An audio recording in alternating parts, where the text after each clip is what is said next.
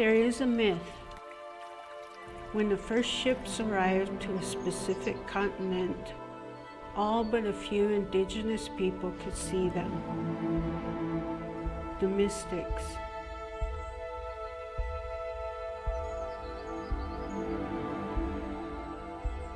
They were the ones who had deeper relationships with the unknown and unseen. And once they told the other people what they saw, suddenly everyone could see them. And it wasn't that the ships were invisible. They were there. It was the idea that people were unable to perceive what they couldn't understand. When we go out into nature and experience something we can't comprehend, we recognize that others may not understand, perhaps for the same reason. But the more we speak of this subject with grace and dignity and elegance, others too will begin to perceive the extraordinary, and perhaps they too will have a flash of beauty.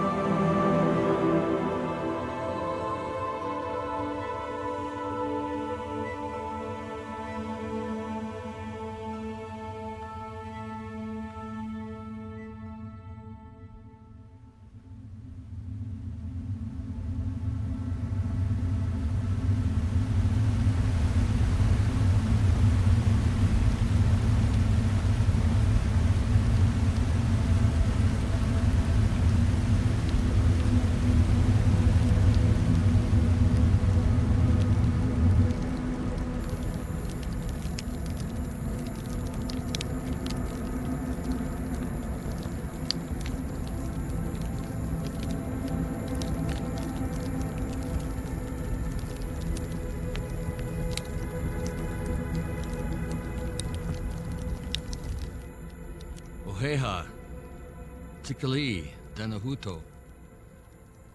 Pray to Creator in the four directions. I've spoken with my ancestors, with our elders, and peoples all across Turtle Island to speak about the beings that have walked this land forever before us. I offer you sage, tobacco, sit here before the fire to speak from the heart about a very important matter, about the unknown, the unseen, and the unbelievable to many.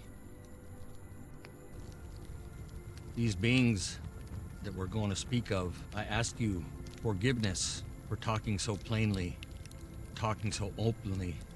I hope that you can find it in yourselves to allow me to speak of these things. I offer you tobacco, napagi, to begin these talks. I am Dien Dotson Ye Takona. Raven and the Wolf brings medicine. I'm Koyakana Athabaskan in Muskogee Creek. I'm adopted Lakota by the Oglala family. These beings have been here a lot longer than we have, and they despise us because we have broken the rules, the laws, the universal truths, the spiritual way of being in balance with creation. But they too have a language, a culture, ceremonies. They take care of their own. That's why we can't find them. They don't want to be seen. They don't want to be known. They just want to live. In our Koyukon way, we don't openly discuss or talk about these woodsmen, these beings. This world that we live in is both spiritual and physical.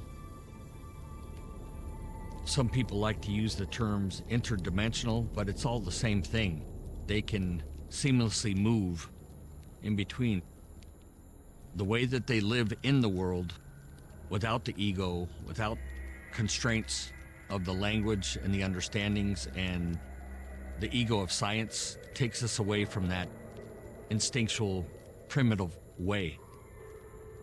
They do have ways, from what we understand, to emit maybe ultra low frequencies to stun us so that they can move out of the area. Not far from here, the Mount Hood National Forest, I was out gathering medicines with some people. And two of the people I was with, they were stunted. And I wasn't affected. And I don't know how one was able to move all the way around us as fast as it did, and then the other ones to move away. I grew up hunting, fishing in Alaska. I climbed a lot of mountains and seen a lot of things. But the way these things moved, I knew they were there and I knew they were moving, but I couldn't really see them. There's a lot of language today that people use, like cloaking, like moving in and out of the physical. I think trying to talk about these things that way is a science-based ego thing that just has no business in the world. It's not how the natural world works. And if you try to look at things from that lens, that's all you're going to end up with, is bigger questions. If you look at these beings and these things and the world as a spiritual entity, all things are made up of the same things, you'll begin to see the relationships and how things work. These beings have the ability to do things that we aren't able to, mostly because of our ego. So if you trust and believe in the supernatural, I think you'll get a lot further in this world.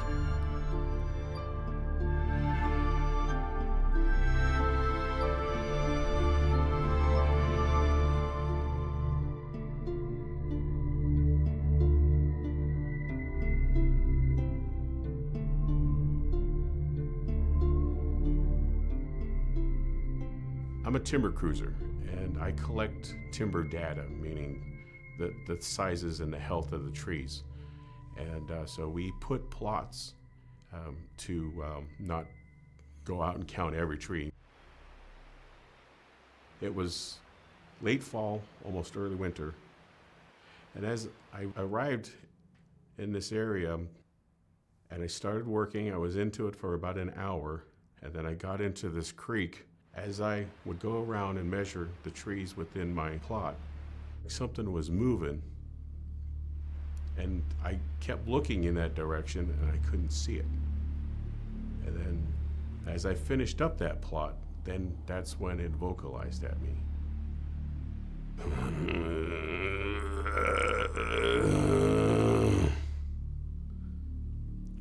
And bears, cougars, anything that growls in the woods could have made that sound.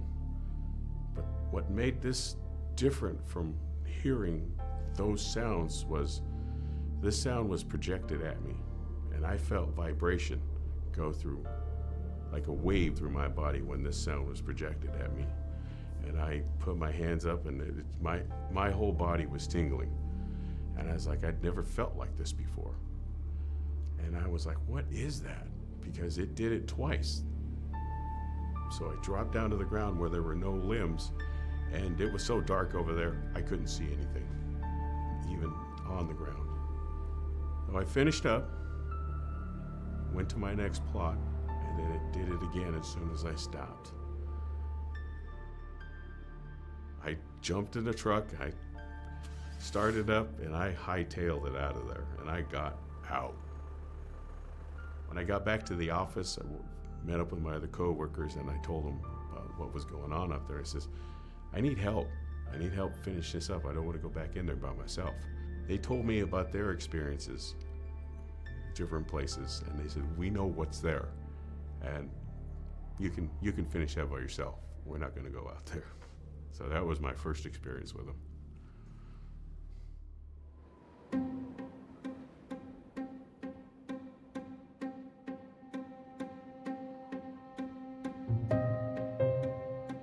I served a total of a little over 16 years in the Air Force and the U.S. Army both. Background in intelligence analysis. The sighting I had in 2018, I actually did not see it first. I had some relatives up here, and they had brought along a couple of friends that were sisters as well. And one of the sisters and I were walking back towards the vehicle. She looked up along the ridge line and she said, "What's that?" And so I kind of looked up and saw this being walking with no issues at all across some pretty steep and treacherous terrain, about to kind of crest a ridge line. So I ran around to pull out my binoculars, and by the time I looked up, it was gone. It kind of bothered me the whole way home, and then when I got home and shared it, that's what really pulled me in. Even after all the research, I still wasn't ready to admit to what I thought I had seen. And it wasn't until I met a fellow named Joe Hauser and Ron Moorhead. And after talking to them, I kind of had aha moments. It was like, you know what you've seen. And that's when you kind of realize that it's really okay. You're not out there alone in this belief. There are a lot of people out there that basically went through the same thing. Then you move forward from there. That's when the real questions start. I was familiar with Aristotle's metaphysics, his writings. I think a lot of people, when they think of metaphysics, they think of the supernatural. I don't go at it from that supernatural perspective. I go at it from the perspective of what is, what could be, what might be, based on the knowledge we have, what we learn about it. So why shouldn't we examine all the evidence, all the theories, any hypothesis, anything that supports the possibility or the probability of existence? There's something there that we don't know about. Don't let mainstream science discourage your research, and don't let that be the only reason why you're conducting research. Like Aristotle says, don't believe everything you hear is truth. Be critical, evaluate what you believe in, not what they believe in. The science that we don't understand, paranormal, above normal.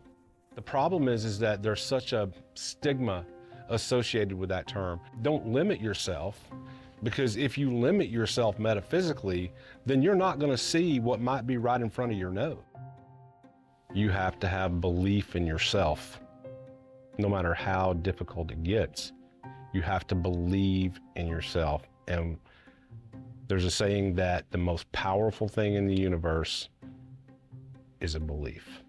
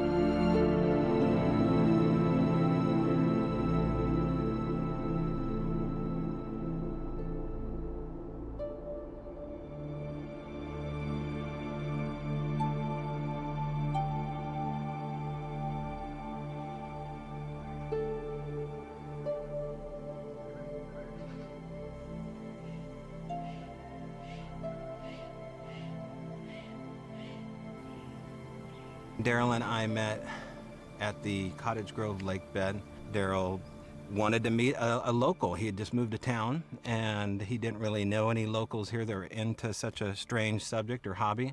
And so we set up a kind of a date to meet up at his house, and that's when things kind of took off. When I first moved to the house down here below us, I would hear things at night. It prompted me to look for someone that knew what those sounds might be.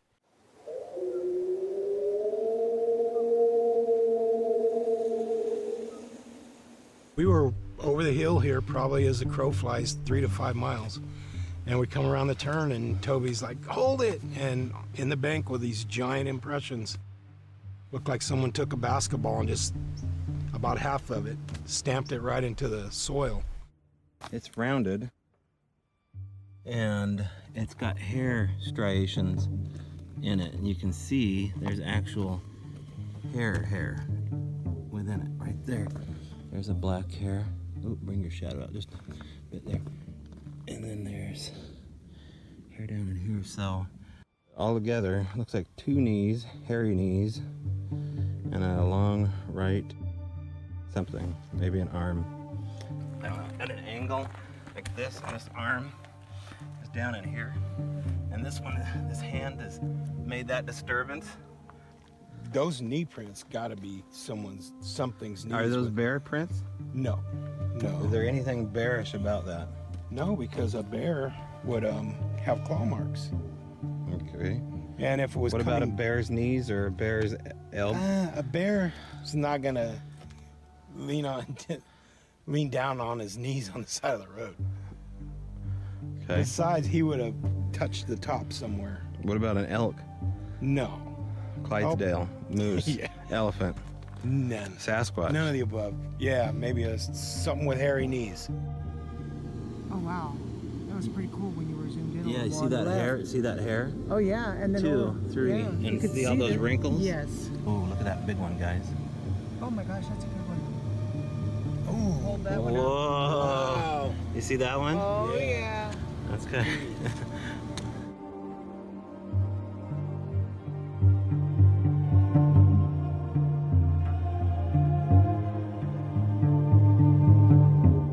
We excavated a 50-pound plaster cast of what are now known to be knee impressions of an unknown 1,000-pound plus hominid.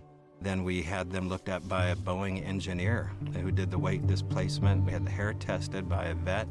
It came back as an unknown hair type.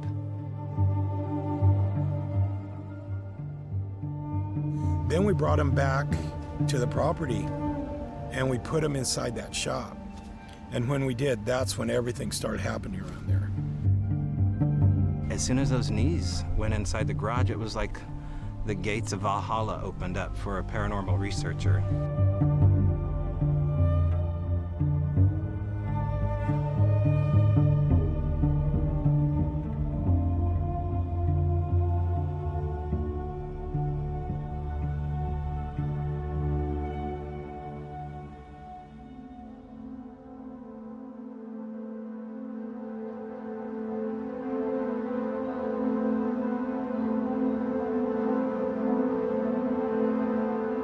There have been giants in our history. King Gilgamesh had to go into the forest. Well, he did this on his own volition, and he killed the guardian of the forest, who was a big ogre-like, ape-like creature that lived in the forest. The Gilgamesh is one of humanity's oldest written stories on the planet. The Hindus have their army of ape-like creatures that lived in the forest that Krishna called upon. In Genesis in the Bible, they pushed the giants back to a little town called Hebron. They didn't want them living there anymore with the regular humans. There's the story of the Nephilim, who were these beings that were born out of gods into human women, and they created giants. If you look at Egyptian hieroglyphs, they have larger than life humans, and they think because they were just their pharaohs, and so they painted them large. I'm really on the fence about the fact that these things were considered to be stories or metaphor by ancient peoples. That's a stretch to say that what they wrote on their walls wasn't true. I think they're what the indigenous and Native Americans have called them. They're the master of the forest, and that's been my experience of them.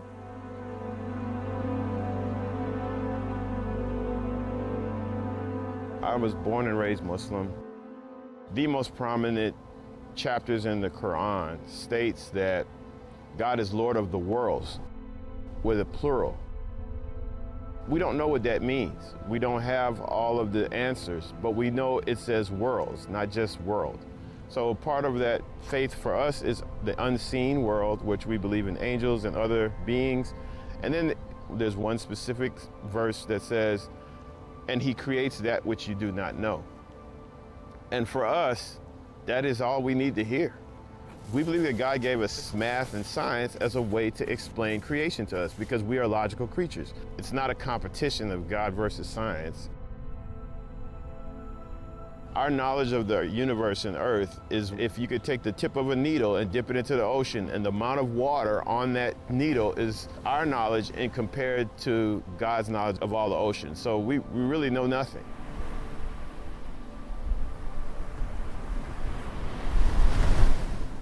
Well, a lot of people have been raised religiously and will not delve out of that at all. A lot of people have been raised scientifically and think Newtonian physics is all there is. They won't step out of that box. But to me, they can go together.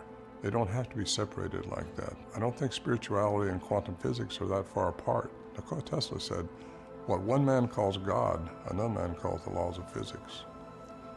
I gotta say this. People don't say I'm in the woo-woo factor here. Well, okay, put me in the woo-woo factor. That's where Tesla is, that's where Einstein was. I'm happy to be with that group of guys. No problem at all.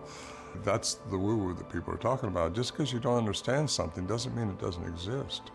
Dr. Edgar Mitchell said, there's no natural or supernatural phenomena. There's only gaps in our knowledge of what is normal. We must strive to close those gaps of ignorance.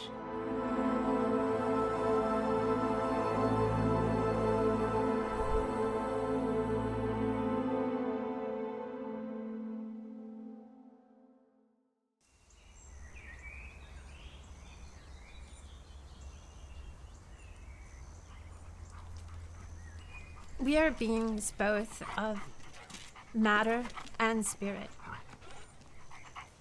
And so it is right that we go out into nature and experience physical nature as well as spiritual nature.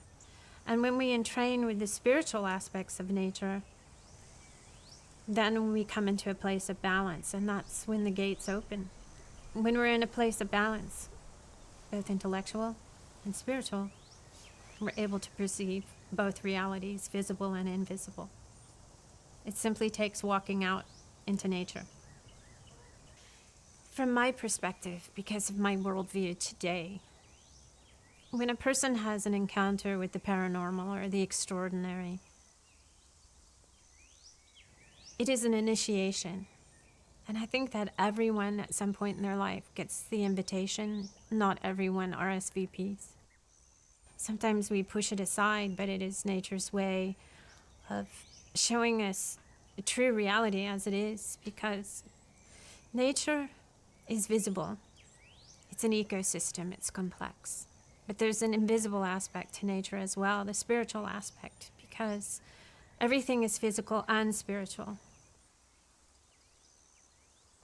When we have these extraordinary experiences, they're asking us to step onto a path of commencement, of study, and to see the universe as it truly is, both visible and invisible. You could say that it's very much like quanta, waves and particles. These experiences are real and unreal, both here and not here, but they exist. At some point, if a Bigfoot crosses your path, I believe there's a reason for it. It's to open you up. Bigfoot is perhaps a gate, your first gate, and there are many gates. The entire paranormal lexicon, each experience or being could be considered a first gate, and once those gates of the gods open, they never close.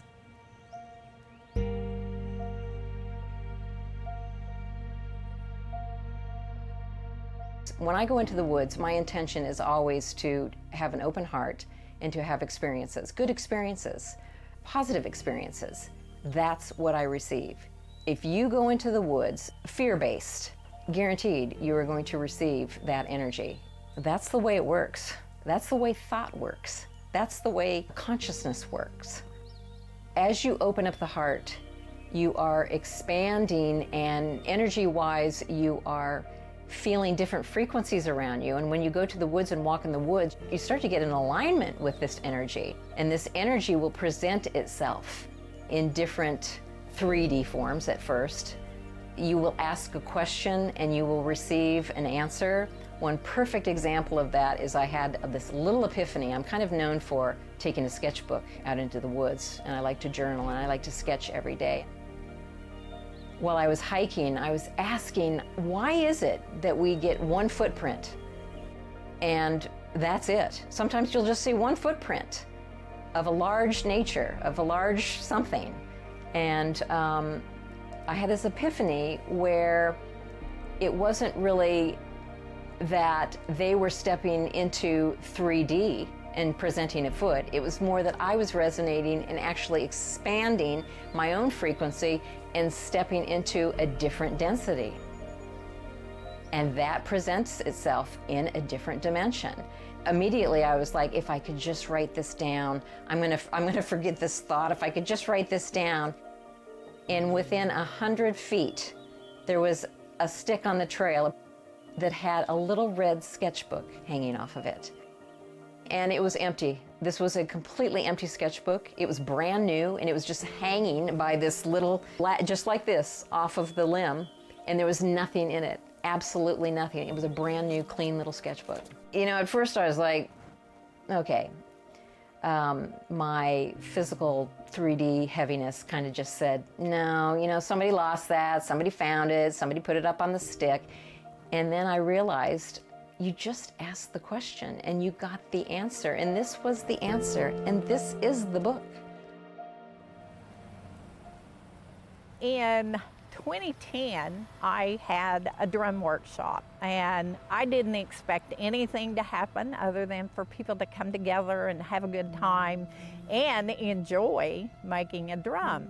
There was a man who came, I'll just call him Richard. I spent my life in the Sierra Nevadas hunting, fishing, and camping, but never seeing anything really substantial. And then I had an experience with my 15-year-old son. We were night fishing, and I wanted more answers, and people had told me Arla had a lot of activity around her land. So I called her. I said, look, I'll pay the entry fee, but I'm not interested in making any drums. I want to cruise around on your land. She said, I don't have any problem with that. You're welcome to come. And after 2 days of frustration and running around day and night, I was sitting on the tailgate of my pickup and just kind of, you know, trying to figure where I wanted to go to from here, because I wasn't having much success. And I guess out of frustration, I just started speaking out very loudly in this wooded area by myself. I said, look, I'm just here to see you. I'm not going to hurt you. I just want to see you up close. At some point, maybe 30 minutes later, I saw a figure coming out of the tree line. We were sitting around the fire, and as I do a lot, I just get up and walk off into the woods at night. And that particular night, I had done that. She made a beeline straight towards me, and as she walked up, I stood up and I said, Arla, how did you know I was here? And she said, they told me you were here.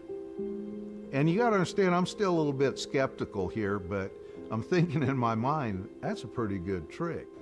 And she looked at me and she said, do you want to go see them?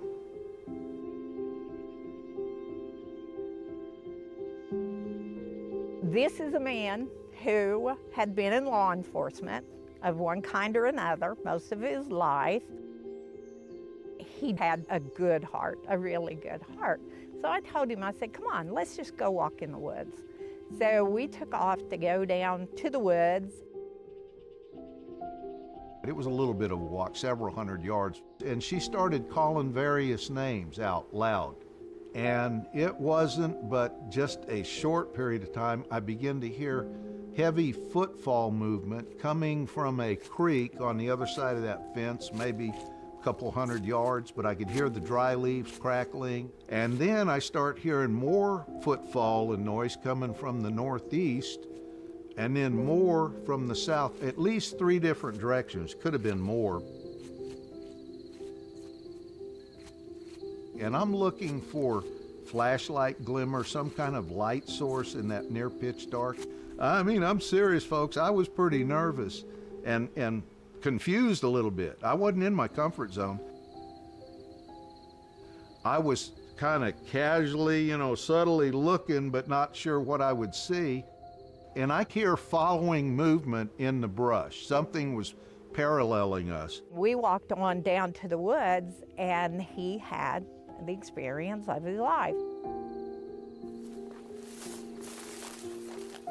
As clear as I'm speaking to you, the words, expression, the thought, very clear, said, "Why are you carrying a gun?" When that came through my head, I kind of freaked out. I'd never had an experience like that. And my thought to myself was, Rick, you're losing it. You're hearing voices in your head. And I tried to ignore it. And whoever was speaking to me knew I was trying to ignore it. And the profound volume or intensity was cranked up 10 times, you know. And the words repeated, "Why are you carrying a gun?" And the second time it went through my head, I knew they're talking to me. He had told me. I had somebody ask me what was I doing with a gun in my pocket. And I said, "Ask you?" And he said, "Yeah, in my mind." And he said, all I knew was I had to tell the truth. And I said, "It's a tool of protection that I carried on my job. I've carried it around my close friends and family.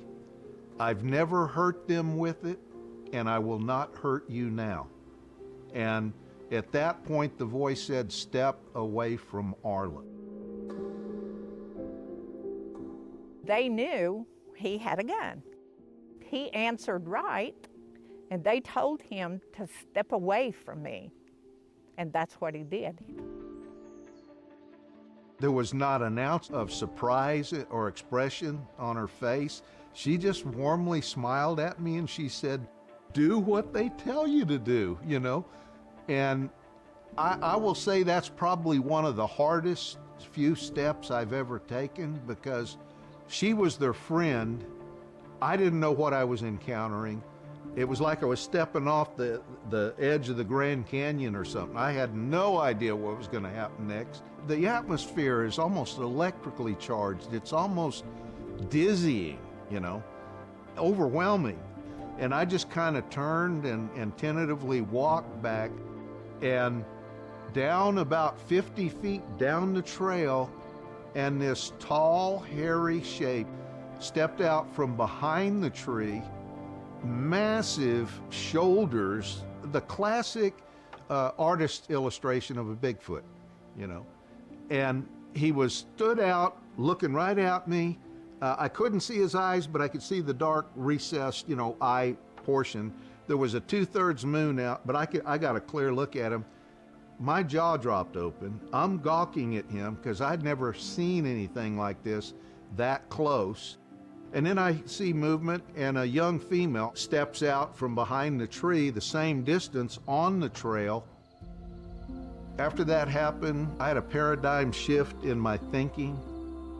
That was probably the most profound, once-in-a-lifetime experience. It's beyond what you can express in words.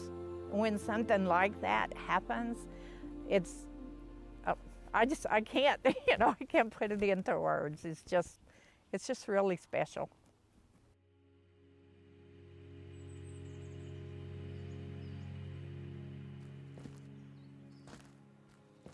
My name's Tara, and when I realized that I could communicate with the dead, I started doing psychic work and helping other people communicate with loved ones, and also crossing spirits over. And then this last year, I saw a Bigfoot. The first time I saw him with my eyes, and then I've seen him in my head a few times. And I can communicate with him quite regularly up here. We come up into the woods quite a bit because we do clearings up here, and we help ghosts and spirits, and we communicate. And we were up here doing a clearing one day, and we heard a noise, and we looked over, and it wasn't like 20 feet away, and he was standing there. And he's just standing there staring at us, and it scared us because we didn't know there were any here, and we'd never seen one or never even thought they existed, whether they did or they didn't. So it was kind of scary at first, but then we realized that he's just looking at us. He isn't being aggressive. He's not throwing things at us or anything. We talked about it, so we looked at each other and we looked back, he was gone. Didn't make a noise, nothing. And so we're like, well, crap, they exist. So that was kind of scary, but at the same time really cool because we actually saw them. Then after that, we saw them a couple more times. I can see him in my head, and I saw him and his family, a little one and a medium one and a adult female. I say he because I only communicate with him and his son, which is the little one. I don't communicate with the mother or the teenaged one. There's also a stone that he actually left for me in the shape of his foot, which is kind of cool. One of the first things that he showed me, a Native American sitting on the ground, crisscross, and him or others like him sitting with the Native Americans. And the way that he showed me that they communicated was they would stick their hands on top of the Native Americans' hands, and they were able to transfer energy that way and communicate that way. And they lived with them, and they interacted with them on a regular basis. And it was very prevalent up in this area. It was easy for them to communicate because the Native Americans, they said, were so open to the spiritual world and other dimensions, and they were able to receive the messages very easily like I received them. It was the same type of way. They've told me that they do care about the human race, and it makes them really sad that we're destroying the planet. And they care enough that they actually used to interact with us, and they want to do that again, but they don't trust anyone. And the way that they know they can trust somebody is that the people that they approach, like myself and my partner that I work with, is because we look differently. It's an energy, and they can actually see that energy.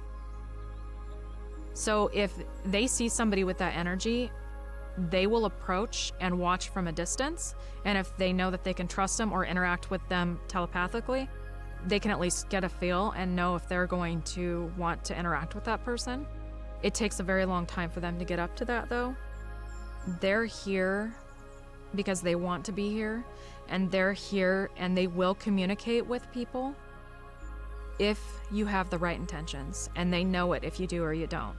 But if people are out there trying to hunt them, and they're going to be out there destroying the forest and causing problems, you're going to see less and less of them. I would have never imagined that he existed, and then once he did exist, I would never imagine that he would communicate with me, because I'm not any different than anybody else. So why me? I don't know, but I think he knows that I'm not out to get him. I'm not out to get evidence, to take pictures and try to get him caught, and he knows that. So I think he's more open to communicate with people who want the same thing as him.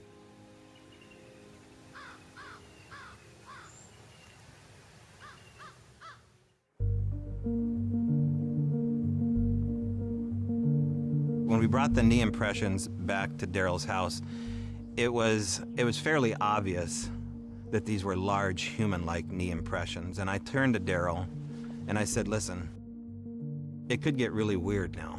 There's rumors out there, including talking to Native American Mel Scahan, that says if you bring back biologicals from Sasquatch, there's a consequence to this. And these were covered in hair. I was mostly thinking that these knees are going to inspire some kind of response. I had no idea how frequent the responses would come, however mysterious they were. There's a trail right up here, and it was warm. So Izzy and me went up there, and I was kind of scouting out for hunting, actually. So we went on a little trail between some blackberry bushes, like you see. And we get up in there, and her tongue's hanging out. She's like, so I'm like, dang, I forgot the water. So we just walked up this narrow trail, with the bushes on each side. There's no entrances or exits anywhere. So we come walking back towards the truck, and here's this old 1970s thermos sitting in the trail. Hair stands up on the back of your neck. You're thinking, is there some weird tweaker out here that did that? But no one in sight. You could see everywhere on both sides. I know he's got Sasquatch stuff. We see giant handprints on the doorframe, muddy, oily handprints, 3 times the size of your handprints on the doorframe, like something's trying to lift up the doorframe. We're squeezing 12 feet up on the drain pipes. We came home from church one day. Here's this rock the size of a softball sitting in the center of our living room. Izzy, she's a little toy Australian Shepherd, upstairs under our bed, scared to death. It could show up at 2 in the afternoon. You could go in the house to get a drink and come back out, and here would be a rock sitting on the hood of your vehicle, or some kind of little child's toy sitting in the gravel. And there's nobody around. I mean, it just makes the hair on your neck stand up because you're thinking, there's somebody out here, you know, and it's kind of a little bit scary at first. But then after about 20 times, it's like, well, yeah, here's 3 rocks sitting on the deck in the morning. You know, it's just me and my wife and our little dog. Her mind tries to debunk everything I did. And then all of a sudden, you know, all these kids' toys are showing up and all this other stuff out in the middle of nowhere. This activity seemed to coalesce right here within and around this shop. That's why you see ornamentation over here on the side. A lot of things would happen right on the panel of the shop wall. All of these things have age and wear on them, like they've been found and then kept somewhere, like there's a Bigfoot Goodwill, you know, down in the middle of the earth. And Darrell, you can attest to most of this weirdness because you'd wake up to it just like I would. Every morning it was a new day around here. Things would change and you never knew what was going to show up. What was like some of the phenomena that you would experience? Different gifts constantly. Random out of the blue things that who knows where you could even come. I mean, we're out in the middle of nowhere here. So how can you come up with a child's toy or just different things? It coalesced with things you talked about. These were objects that were significant. I would have trouble with my cell phone. I would say, I think I need to get a new cell phone. My boat was parked here, and underneath the oar, kind of hidden, was this muddy cell phone. It's an old Sidekick phone that I don't even think they make anymore, right? Where, you know, you type here. I would say a good 25% of the items had to do with something you talked about, including that glass heart. Well, my wife had open heart surgery a few months prior. When we got here, you know, we put out bird feeders, and she put up a hummingbird feeder in the back, new one there. And probably about a week later, and she still had ongoing, you know, doctor visits for her heart and things. So about a week later, she comes out to check her, maybe put some more stuff in her feeder. And here, propped up against a tree directly below that, was a glass heart. And you know, we'd been talking in the house and stuff about her heart thing and how everything was progressing, and it was just strange. The phenomena can be so personal. I was telling you this story about how these rocks came to me. I had this, it's tiger iron, it's a heart, and I left it at a gifting site, and then I retrieved it because nothing seemed to happen. And so when I retrieved it, I brought it home. I woke up the next morning, and of course, this was on my doorstep. They're identical in size. And then just recently, I lost my cats. They passed away, and it's been a very hard thing for me. And my neighbor, which is so strange, you know, she didn't know about these rocks. She got out of her car, it was sitting by her car, and she just knew. She's like, oh, that's for Sonia, her heart's hurting, I should give that to her. And then when she turned it over, and of course she saw the cat, right? You know, she saw this cat, she's like, that's definitely for Sonia. And then today, we were doing an interview, and Brett happened to see this on the ground right where we were standing. It's a black cat, and one of my cats that passed away is black. I feel that once you engage the phenomena, it never really goes away. As far as what I think overall is happening and why they would gift in general, I think it's just to move into some kind of relationships, and this is a part of some kind of initiation.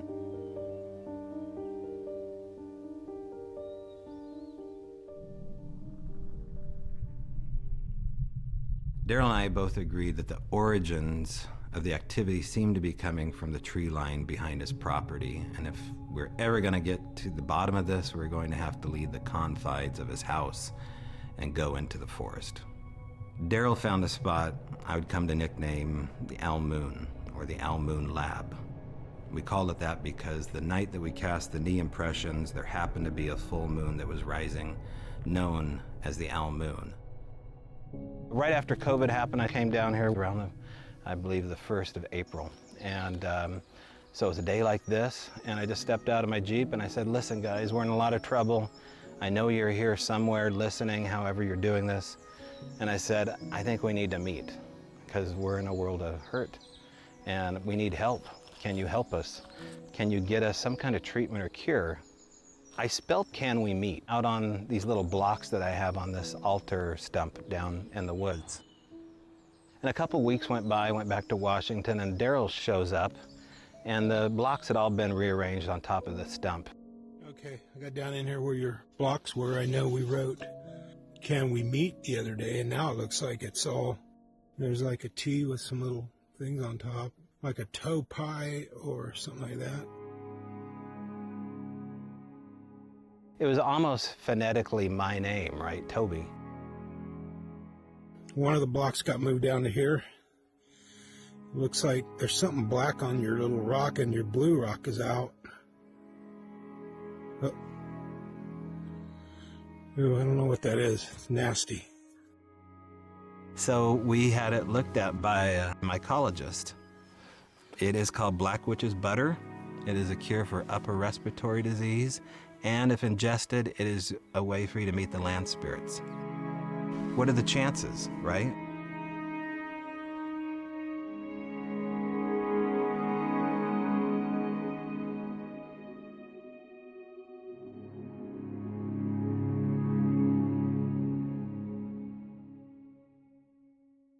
In the beginning, I was coming from a mindset of a law enforcement officer, a detective, a cop, and the fact that I knew that Bigfoots were real because I had seen one.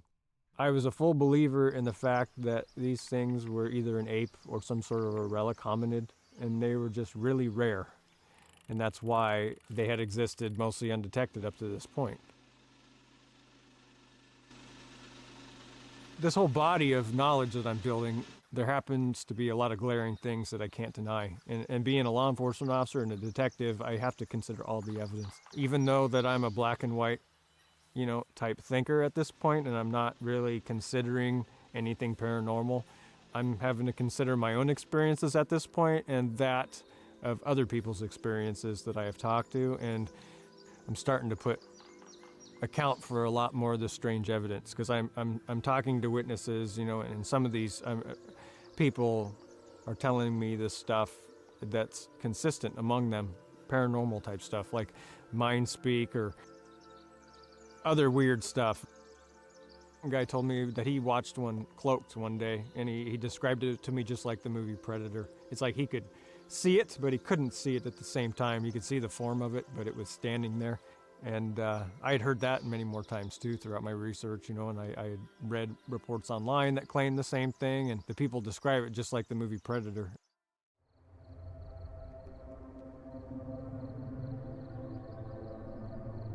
I'd love to invite you to walk me through this.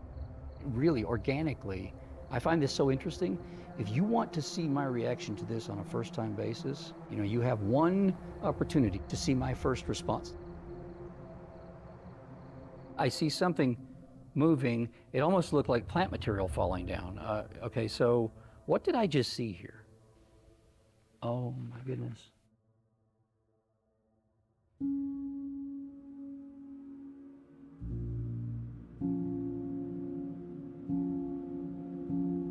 Wow. Pretty cool. Yeah, so something had to have hit it really hard and really fast right in the middle to break it there, to not break these smaller pieces that are supporting it at either end. Yeah, that had to have been, yeah, like a thrust and not a hang, you know what I'm saying? 'Cause if something hard and fast. For any amount of time, What the heck was that? Did you see that? Sam's been checking it out. What the heck is it? There's something taken off right there. Did you see that? Yeah.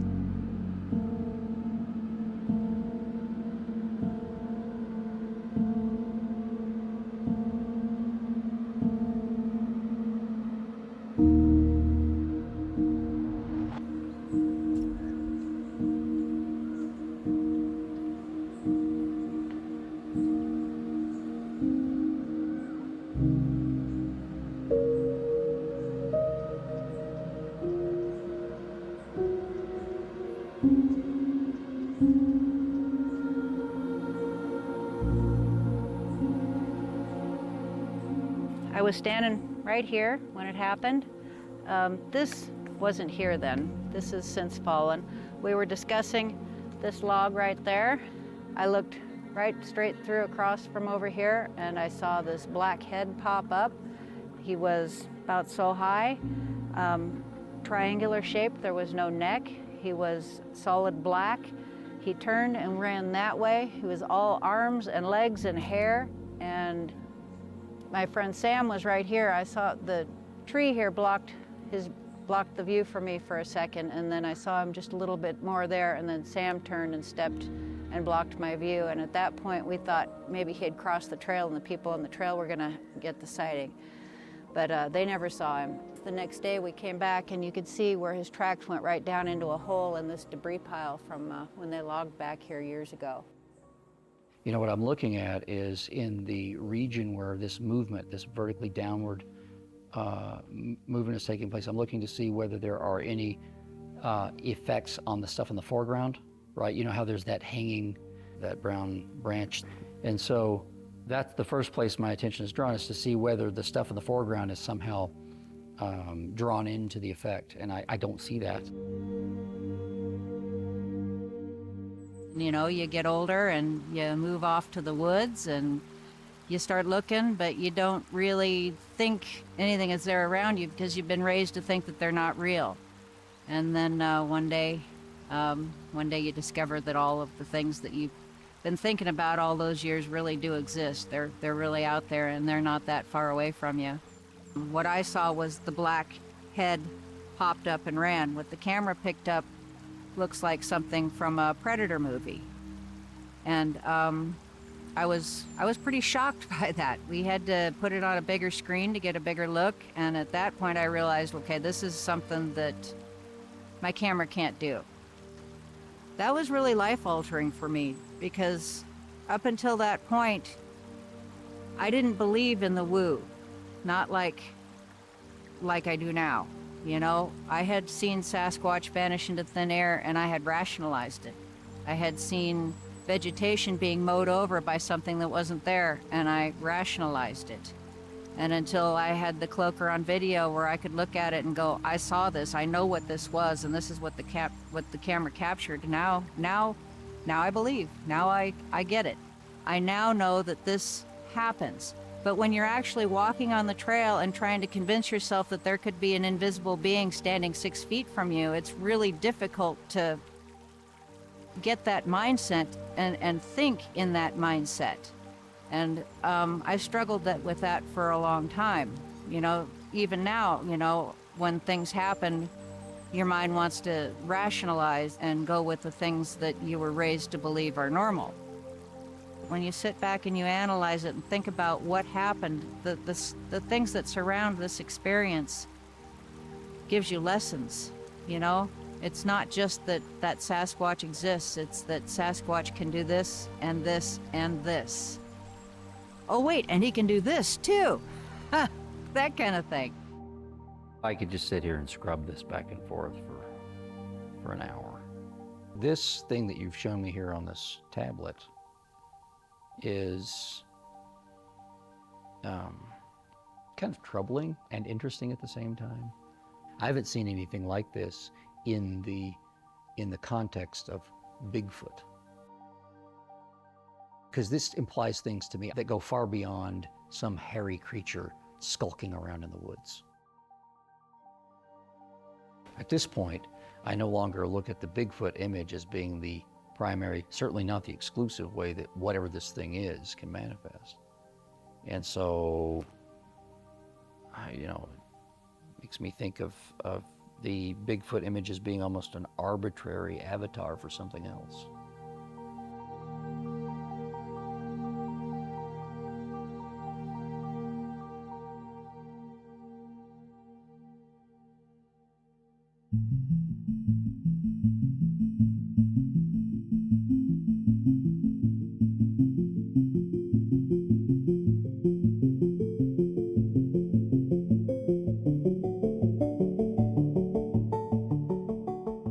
If you look at the phenomena that people out in the field have reported around Bigfoot, I'm not talking about the academic people, I'm talking about the people who've been out there in the fields with the Bigfoot.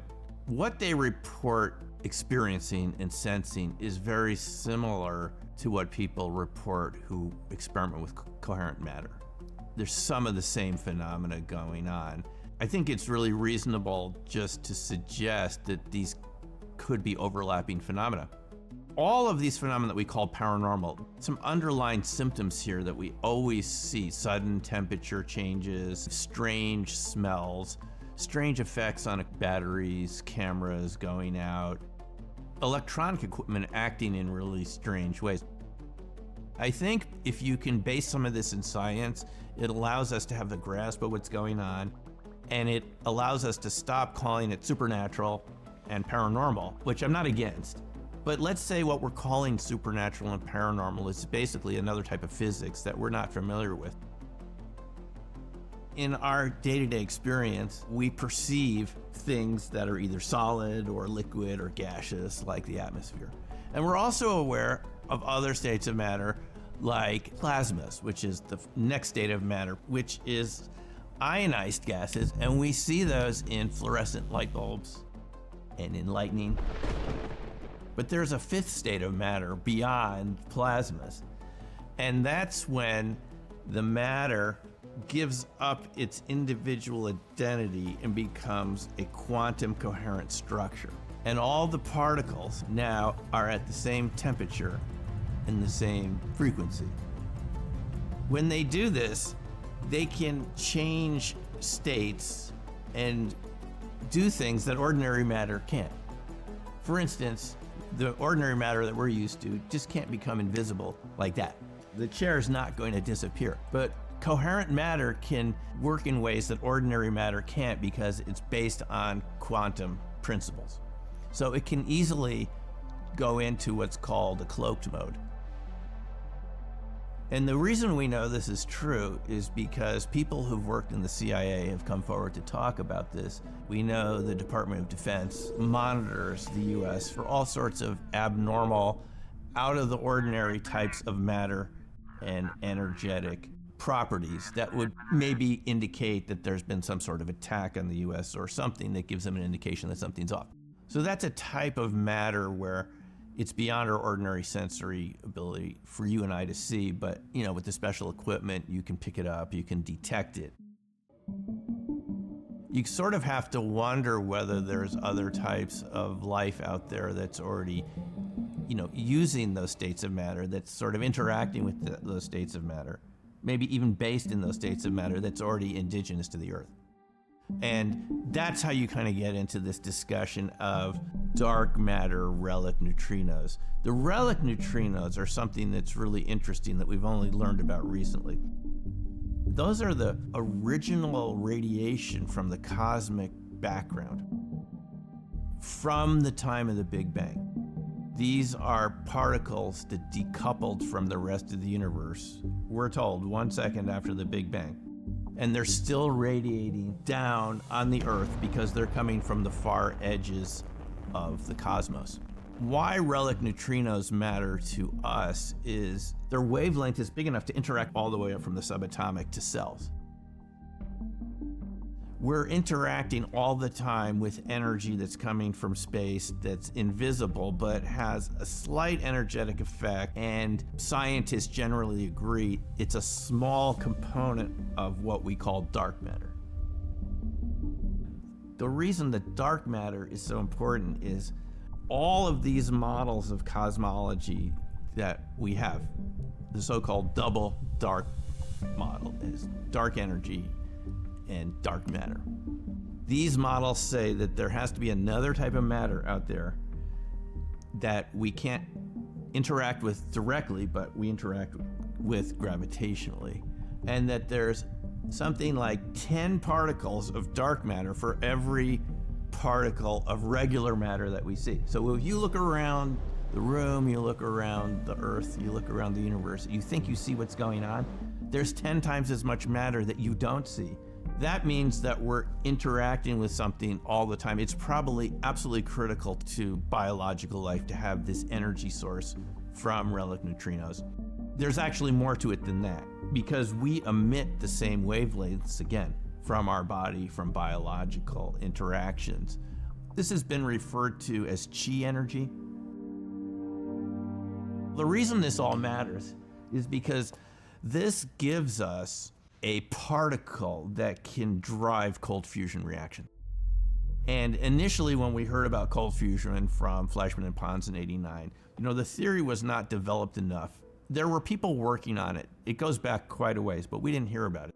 It's highly likely that there are life forms out there right now that are already using this and getting all of the benefits of coherent matter that our own defense contractors are filing patent applications for. I mean, if you have companies like Lockheed Martin and others filing patent applications for coherent matter, and they're telling you, okay, it's going to allow us to cloak, we're going to have teleportation, we're going to be able to influence things at a distance, we're going to use this for directed energy weapons, and it's in this patent that the patent office takes 10 years to approve for Lockheed Martin. It's approved in March 2021.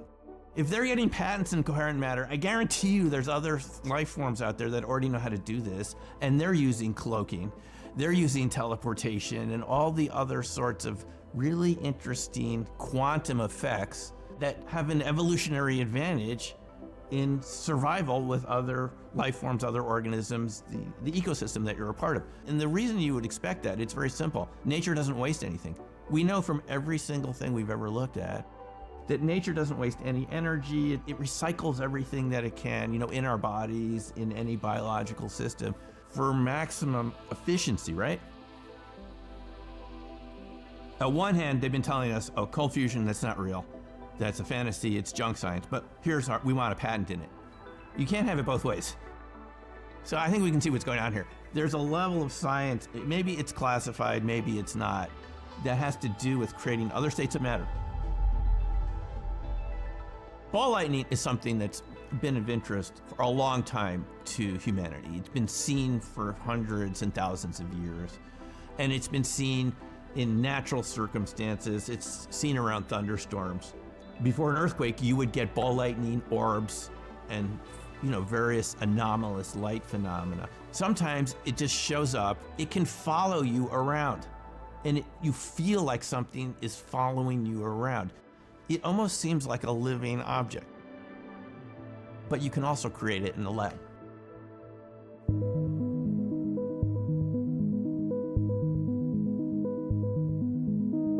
Up here in the Pacific Northwest, in the area that we're living, there's just a lot of stuff going on.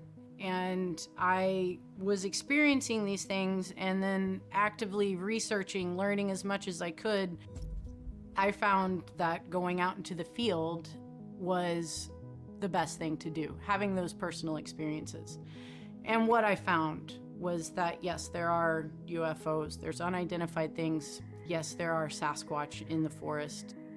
And they're being seen, not just by me, not just by the group of people that I'm with, but by many people. And it's not just here, but it's all over. After moving to Portland 2010, I was very engrossed with doing my own research. I've accumulated hundreds, if not thousands, of photos of orbs and also videos of them as well. I didn't know that there was a connection to orbs and Sasquatch. And I started learning from other people who had Sasquatch encounters, experiences, that orbs were a part of that. So I'm going, okay, I'm catching these orbs inside my house. I'm catching them out in fields. I'm getting them everywhere. What are they? I don't know what they are, but there is a connection, and they are happening, and people are seeing them. People are filming them. People are having experiences with them. And from my own personal experience, this has happened on more than one occasion, that there has to be some sort of telepathic connection between the orbs and us, because they are responding to our thoughts. Recently, I did a camp out. It was at night, I was all alone, and I'm standing there and I see this massive orb of light. And the light that comes off of these orbs, it's unnatural. It is a light that I have never been exposed to before, except for by them. It is brilliant. It's electric. There's movement within the orb as it's moving, but they are also silent. There's no noise associated with them.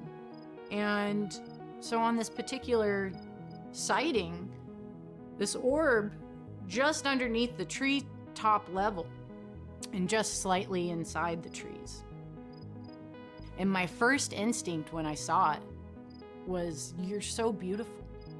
You're so beautiful. Thank you. Thank you for giving me this opportunity to connect with you. And as I was thinking this, the orb started coming down the road. And it's getting closer to me. It's coming towards me. I was getting a little anxiety on the fact that this was moving towards me. When I felt that way, it stopped. And then it retreated back to its original trajectory, its original spot, and it continued along its path.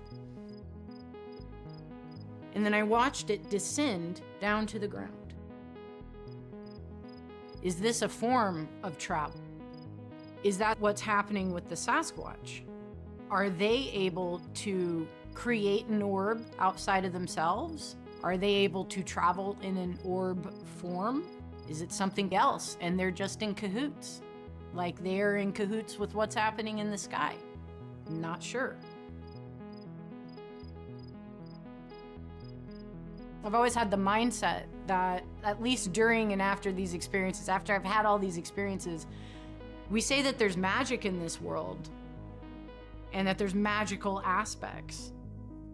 But at this point, no, this whole place is magical.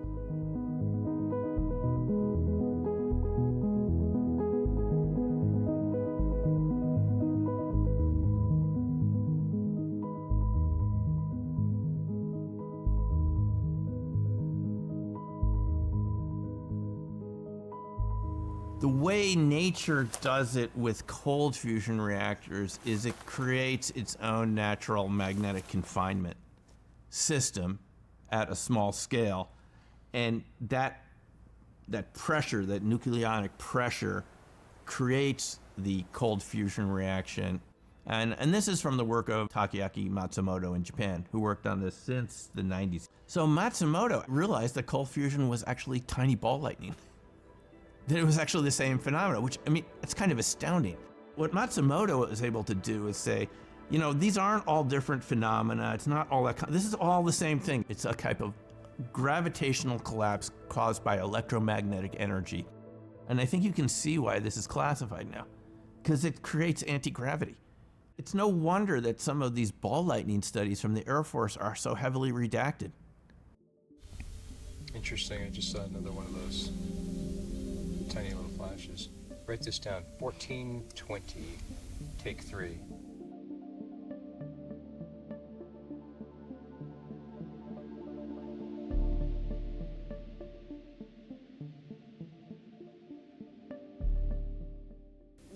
We've tried what a lot of you guys have done, like leaving them food or gifts, trying to communicate in symbols, things like that, and they've responded some of the time as well with that. And then... Did you all just hear that? Yeah. Oh! Some of the time as well with that, and then... some of the time as well with that, and then... The vast majority of the universe is made of invisible matter. You would expect there to be invisible life forms out there too, that are using this matter. I mean, if it's already here and it's interacting with us only in the most subtle ways, you would expect life forms that are based on that dark matter. Isn't that what biology tells us, is that ever since Darwin, that things are just constantly evolving and that they're exploiting small advantages, and there's these random genetic mutation, and that the life forms that survive are the ones that have an evolutionary advantage versus the other life forms, and this is how we evolve. We've been told this by science ever since you and I were little kids. Orb phenomena and the balls of light are so intrinsically connected to Sasquatch and Bigfoot. I think what's going on here is you're dealing with a fundamentally similar level of matter, where you have a type of life, a creature that has learned to interact with different frequencies of nature that we don't know how to do. Maybe we forgot how to do it. where the ball lightning emerges from. That it can actually tap into this as an energy form or either transform into a state where it's interacting with this coherent matter that gives it these properties that we see. The sense of time loss, time, space changes. And it's ultimately powered by dark matter. I realize these are a lot of far out concepts. They could seem really strange, but if you look at the connections between them, what we know from 30, 40 years of science, it all sort of makes sense. What we could be dealing with here are literally parallel realities, and what the energy that allows, I mean, how would you shift into a parallel reality? Well, ball lightning is a good place to start. A lot of energy there.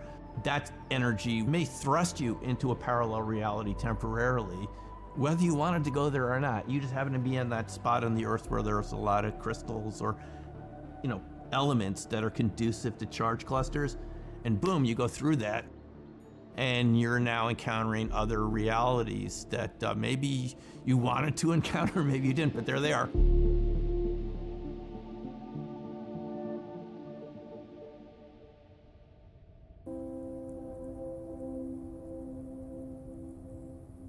There's things that I won't tell you, that I can't tell you.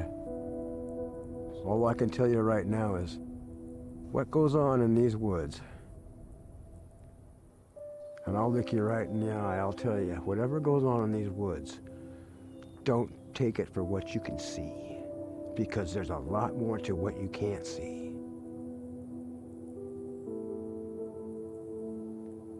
They're here, they're real, they're not the big monster that everybody seems to want them to be. But there's some that have been messed with by humans that ain't gonna tolerate that. So you're gonna come across some that are grouchy. I'll tell you that right now, but they're real, they're here, and they're next door to you. You have no idea how close they are. That's what I can tell you.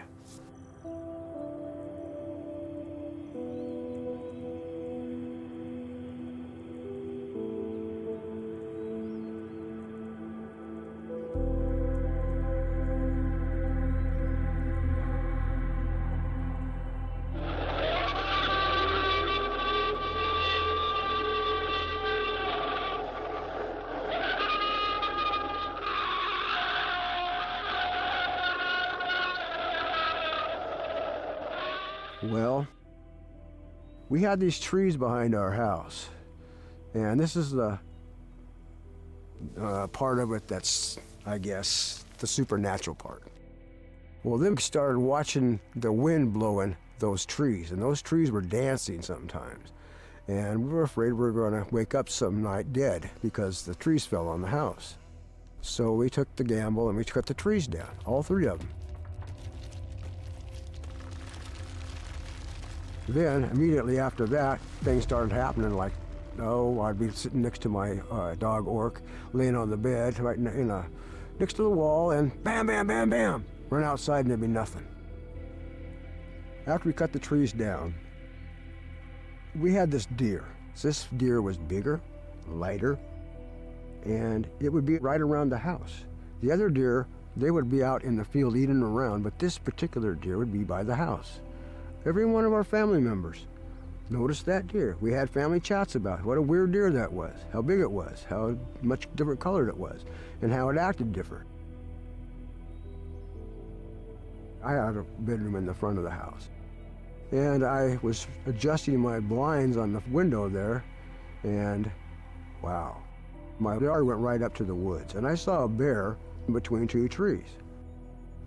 Well, I slid the window open to shoo him away because he's too close to the house, and it stood up. Not a bear, it was it. It was him. He stood up. He was tall, hairy, and all of a sudden, this is the thing that got me. That Bigfoot, skookum, Sasquatch, whatever they want to call it, shape-shifted, folks, into the white deer.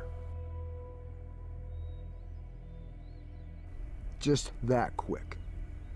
And it walked away, and it looked over its shoulders, and it looked at me like, okay.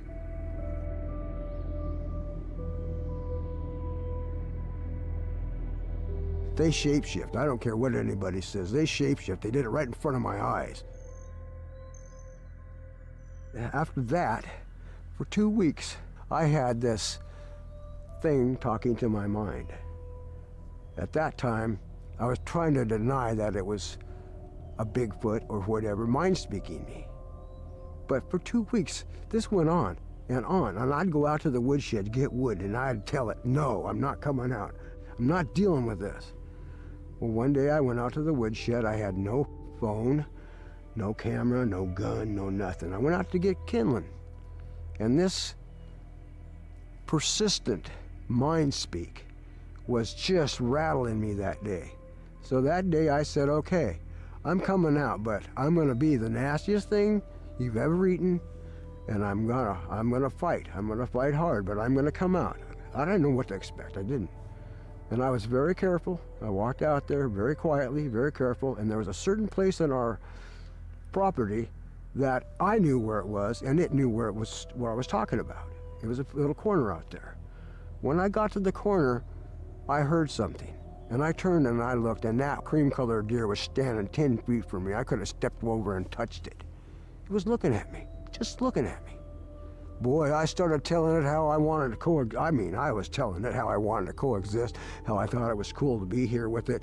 I didn't know what to expect, but I was telling all kinds of how I liked to be in coexistence, and I didn't want to hurt it, and I didn't want it hurting my family, and I just really don't remember exactly what I was telling it, but that was the flavor of what I was trying to mind speak, you know, with it.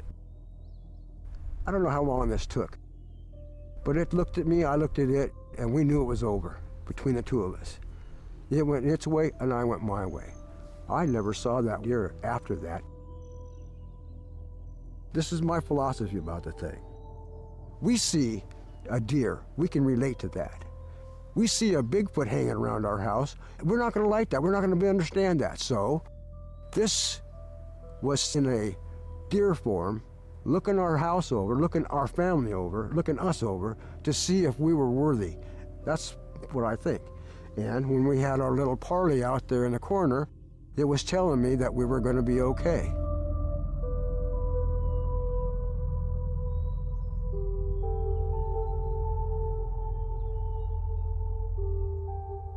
Some of these interesting effects that people report around Bigfoot, you know, they have a lot of parallels to what you would expect with something that would change its state of matter, a non-ordinary type of matter. Some of those include the eye glow that people report. You know, you've heard interviews with people and so you think, is it reflected light? But when you hear these descriptions from witnesses, it's pretty clear that on completely dark nights, they're seeing glowing eyes that blink in the bushes we're not usually capable of, that we don't understand very well. I mean, you're talking about self-luminous objects that, you know, create light or generating energy. This is sort of a dull glow that seems to me very consistent with the type of light that we get from orbs. Something that would be consistent with coherent matter is it's literally generating its own gravitational field. This is exactly what Hal Puthoff told us about his research into UFOs from the OSAP program run by the Department of Defense. They were able to determine that some of these craft literally change the permittivity and the permeability of space-time, which changes the speed of light and all sorts of other constants that we're used to being, you know, constants in our reality. The Bigfoot, Sasquatch, and other cryptids seem to be able to do this too. It's not because they're literally a UFO. They're using the same fundamental principles of nature to change these things that for us seem like constants, for them they're variables. And once this magnetic and electrical capacitance are variables, now you're gliding, you're sliding, you're creating your own gravitational field in a way that is useful to your motility. I mean, when you listen to these descriptions of the way these Bigfoot move over areas with stumps and rocks, and people go back to the next day and they say, we could barely walk up it, and this thing was running like an Olympic sprinter following our car in an area of the forest that was full of debris. How do you get those speeds from something that's supposed to weigh 600, 800, 1,000 pounds? How do you move like a jet It can't be ordinary matter that does that. As I'm coming up to the power lines, I slow my truck way down, roll down the window on the passenger side. Just as I can see between the trees a little bit, I see this black thing. It looked like it was almost flying. It was running so fast. I snapped one picture, and then it was gone down in a ravine. And it doesn't run like a man or an animal, really. It almost looks like it just skips a beat when it runs. And then you have their ability to morph. Now, I haven't been able to decide, is this because they're able to actually act like a bush or a tree or a boulder? Maybe they're not the magicians we think they are in every aspect, but they're operating at a certain resonant frequency where you have other phenomena operating. And this would also explain why you see them around UFOs and other, unidentifiable objects in the sky. What could create, a type of biological material that can become invisible like that, or is visible to the eye but not to a camera or something? We have examples of like the cuttlefish and octopus called chromophores. So it's not a total stretch of the imagination that there's other life forms on land that could do something like that. So we don't have enough evidence to know exactly what these Bigfoot are doing, but they seem to either be able to locate, bilocate to another location really quickly so that they literally vanish in front of you, or they seem to be able to shift to another frequency. In my view, what paranormal is you have dark matter plus charge clusters, compressed charge clusters, equals all sorts of really interesting stuff.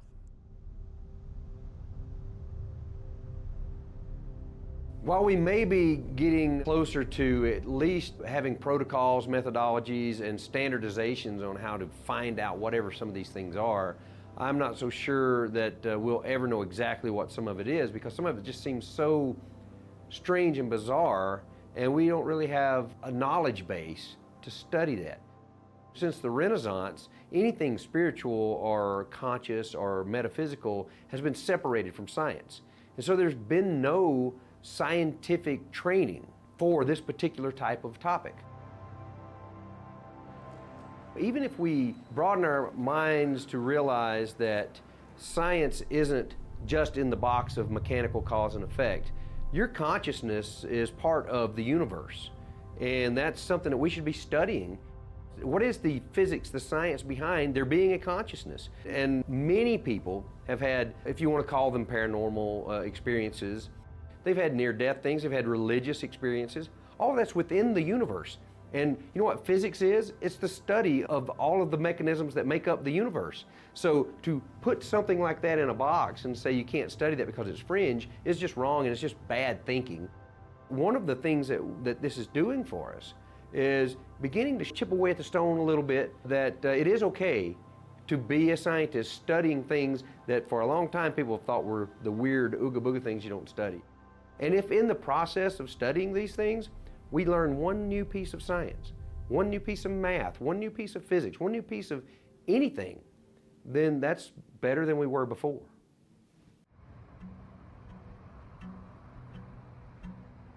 There it is, the infamous red dirt. Yeah, like Oklahoma dirt. The red soil. Darrell and Cindy, who were already accustomed to moving, decided to move yet again, this time out of state to Oklahoma. Our time at the Aloon wilderness was coming to an end. I see some strange stick structure thing over there right behind you also. Where were all those white ones we Right saw? here. See them? Oh, yeah. I don't know, it's been so long since we've been in here. But this is the first place that we gifted back too. This is where we would stick apples, We'd come all the way up here and leave bags of popcorn and apples up here, and nothing ever happened. I mean, we never got any results.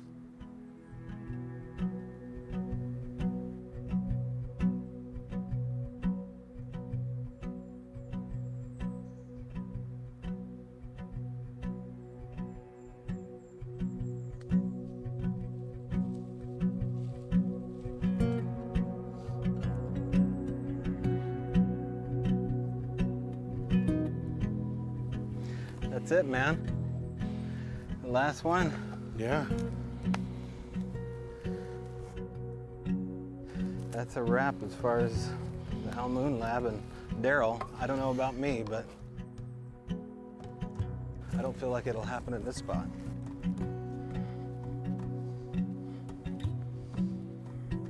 Yeah, it's been a while, what, 3 years? Yeah. Coming up here a lot. We've even found barefoot tracks in the gravel here before, which is quite a thing to see. Crossing the road, yeah.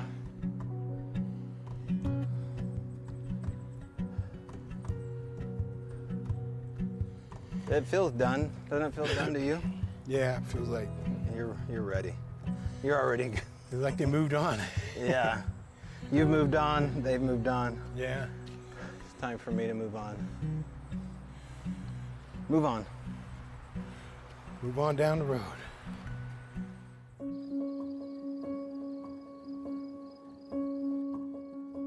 With our getting settled in, I'll be going down to Honubby and those areas, especially down, the Kiamishi Mountain Range, which rolls over into Arkansas, where Boggy Creek is and all that.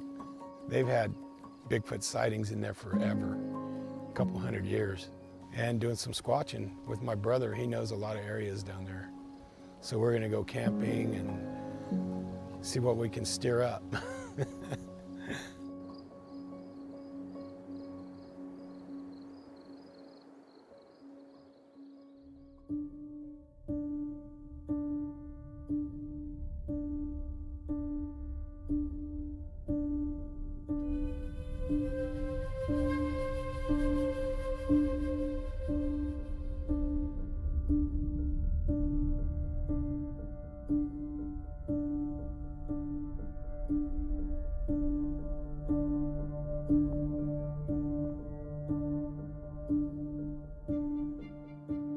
I think about it every day. I think about what happened every day.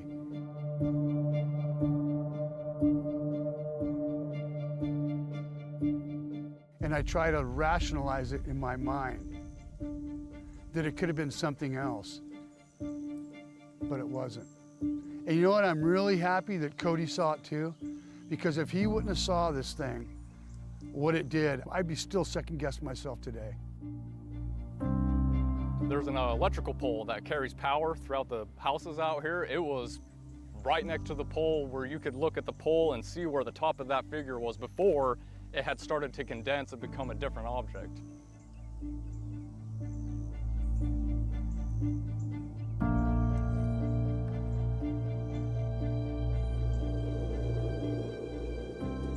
It was November 2nd, 10:15 in the morning when we actually had the sighting. It was just like any other morning, except it was a little bit later, and he was driving. The sun was at our back, so we have a very good vision of it because the sun was coming right down on it. And as soon as we came around the corner, I noticed what I had thought was a elk standing on its back legs right on the corner, right on the edge of the pavement, looking, a side view of it, looking towards the bushes. That's what I thought I saw at that second. I said, Cody, there's something in the road. As soon as he looked up, we both spotted it. And by the time I just told Cody that and looked back, it was already a giant, all I can say is ape man, maybe 9 to 10 feet tall. And how I know that too is, as we were getting closer, I looked at that yellow marker going up that cable, and it was far above that cable standing right here. And that's when we were both just amazed, looking at it. We weren't even talking to each other at that point. We were just staring with amazement, getting closer and closer. Now we're between this turn right here and halfway between that turn. We're talking less than 35 yards away. And it starts shrinking down. What I saw was it shrinking down. It just got smaller, smaller, until it was an orangutan size, what looked to me like an orangutan in a fetal position. What did it look like to you, Cody? It looked like it had just hunched over and turned a very bright orange. At that point, it turned into a sphere. This all happened from right there to here. It turned into a sphere of orange, the brightest orange you've ever seen, round, globe-like, levitated off the ground, At that point, after it levitated, it turned into a geometric square, a perfect geometric square, still burning like the sun. It looked like the sun. And when this thing hunched over, it was so tall that its waist had to at least been here. This is where you would call the midsection, at least, of the beast. And the rest of it was up there. The top of it came down to the waist section like this, and as soon as this part came down to here, whatever was touching the ground came up off the ground, just high enough to clear those bushes in a straight line that you could just go whoosh.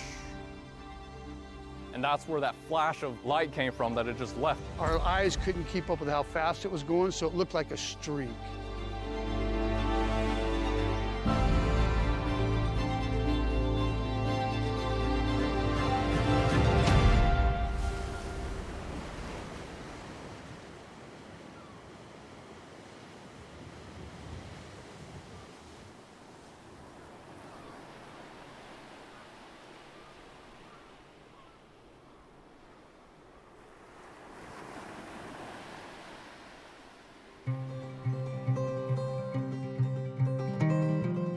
I decided to go to Coquille Point to do a painting there, and I was painting, and Cody and Harold came up, and he asked how much for the painting, because I was almost done with it, and he said, I'll buy it.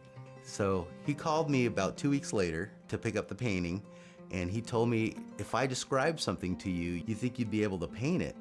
And then he proceeded to tell me about the sighting, and it was pretty wild. And I told him, you got the right guy, because I'm a Bigfoot enthusiast, but I've never seen one. I already had the thought in my mind of having this painted, so I'd have something to show people, because a painting's worth 1,000 words. So I started talking to him about it, and boy, we hit it off great.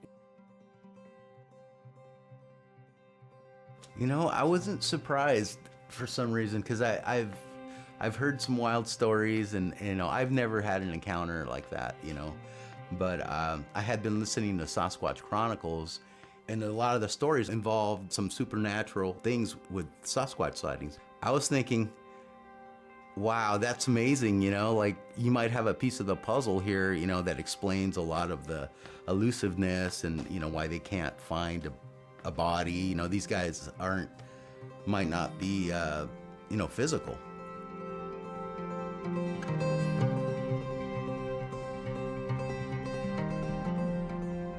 He came out to the site where we actually saw what we saw. He took pictures, interviewed both of us, wrote down everything we said, and then started working on this painting. And we haven't seen the painting at this point finished yet.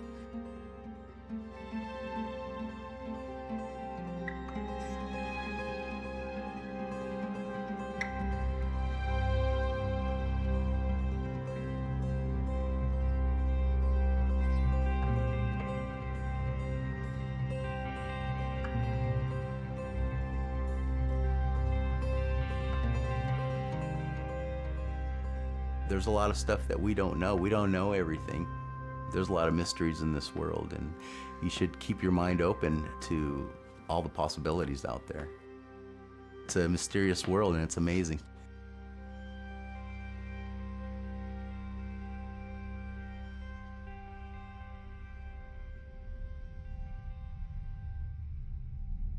The first thing I did was I got down on my hands and knees and looked for hair, because this thing changed 3 different colors, and you would think it would have to drop a hair doing that. It would lose something doing that. And I got down and looked on my hands and knees and couldn't find one hair. And that's when we both looked at each other and said, you know what, I think we better get out of here. We'll come back later. And we did go back later, and we looked for tracks. There was nothing. I have my hopes that one day that it might reappear back in this spot, but the odds of that happening, as with every other encounter, once you've seen it somewhere, you're never gonna see it in that same spot. So it is quite amazing, actually, that we were able to time everything just right, that we had the best view of this Bigfoot-type creature doing all of its transformation right in front of us. It was able to do things that you couldn't even imagine. I've kept it to my mental image of what it was that I saw. I'm trying to just keep it locked in there, because I know that if I just keep it in my head and use that as my frame of reference, I'll never forget what it was that had actually appeared before us that day. Once you see something, no matter how hardcore you are on not believing something, I'd rather believe my eyes than what I was taught in a book. For about a week after that, at night, I didn't even sleep too good, to tell you the truth, because I was thinking about it all the time. Even at work, I was thinking about it, you know, in my mind, did I see that? Because you keep seeing it over and over. When you see something that you've never seen before, you keep seeing it over and over. What are the chances of us seeing something like that? That's what I always think about. 1 billion to 1, 2 billion to 1. Why us? It could have very easily just jumped off the road, but instead it stayed there and let us, as we're getting closer and closer, it let us see it do all these changes. I will never forget it. It's plastered in my mind.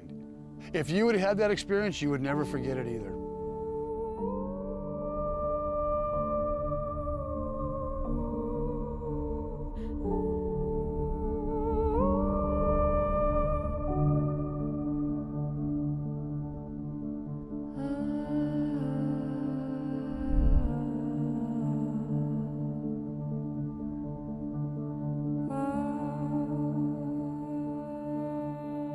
People say, well, you're not offering me any proof with what you're telling me.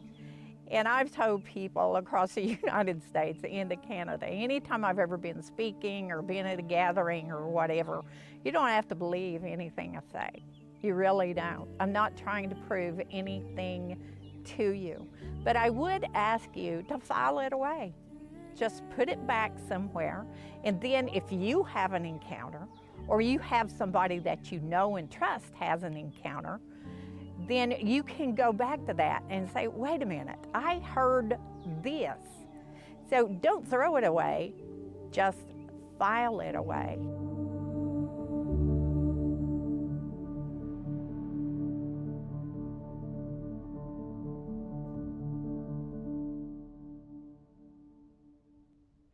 There's things in this world, Lord, I wish I could explain.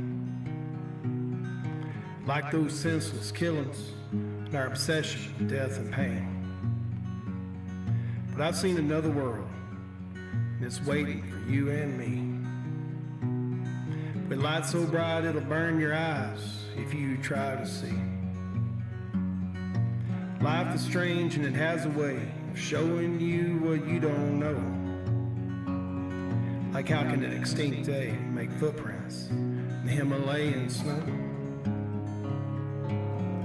Did Enoch really see a spinning wheel on fire in the sky? Or was it an ancient astronaut just going out for his midnight ride? Well, the grays are among us, and the truth is out there, you know. Did our technology come from a weather balloon that crashed out in New Mexico? Well, it's a shame the unexplained is to blame when you're scared at night. Our dreams and mind travel through space and time at the speed of light. This life gives us hope, but it leaves us with a lot of question marks.